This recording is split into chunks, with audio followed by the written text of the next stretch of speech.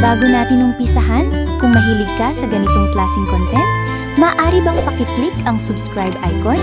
At pakiclick na din po ang notification bell para always updated ka sa mga susunod pa natin na mga video. Maraming salamat po! Tara, umpisahan na natin!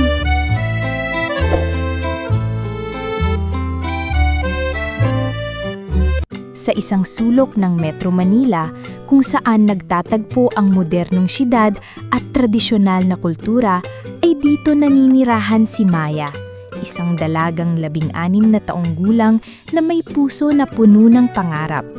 Hindi siya ang tipikal na teenager na abala sa mga party at social media.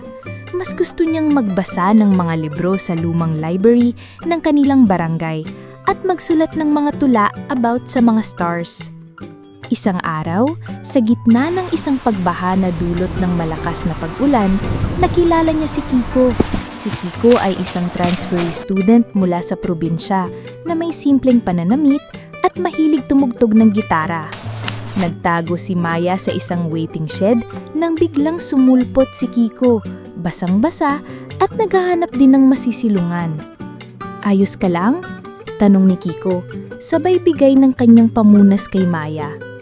"Oo, salamat," sagot ni Maya, bahagyang nagulat sa kanyang presensya. Simula noon, naging magkaibigan sina Maya at Kiko. Madalas silang magkita sa library, maglakad sa lugar ng Intramuros at magkwentuhan tungkol sa kanilang mga pangarap. Natuklasan ni Maya na si Kiko ay may malalim na pagmamahal sa musika at sining, katulad ng sa kanya. Ngunit hindi lahat ay puro saya. May mga pagkakataon na kailangan nilang harapin ng mga pagsubok ng kanilang batang edad.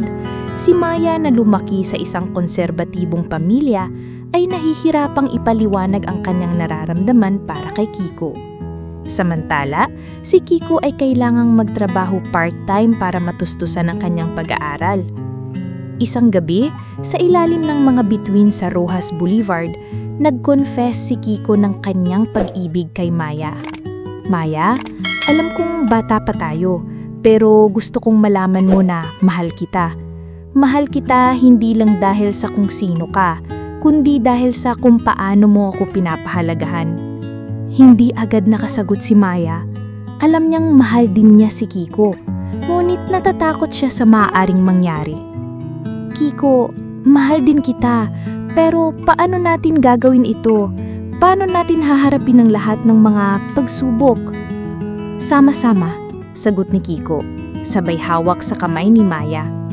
"Sama-sama nating haharapin ang lahat, basta't magkasama tayo, walang imposible." At sa gitna ng syudad na puno ng ingay at gulo, natagpuan ni Maya at Kiko ang isang kakaibang pagmamahalan. Isang pag-ibig na puno ng pag-asa, pangarap at determinasyon.